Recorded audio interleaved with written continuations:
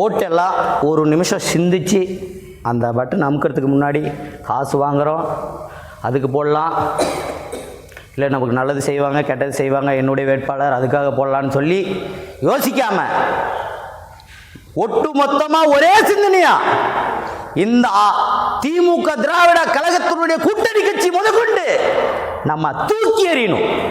அப்படி ஒரு நிலையாக தான் இருக்கணும். 1000 ஆண்டுகள் பேசும் இந்த திமுக அவனுடைய சாதனைகள் சொன்னாரு, நிச்சயமா பேசத்தான் போகிறது. 1000 வருஷம் ஆனாலும் கண்டிப்பா பேசத்தான் போகுது. என்னத்த அவங்க செஞ்ச பாலியல் வன்கொடுமைய, அவங்க செஞ்ச ஊழலை, அவங்க நடத்திட்டு இருக்கிற குடும்ப ஆட்சியை கண்டிப்பா 1000 வருஷம் ஆனாலும் பேசத்தான் போகுது.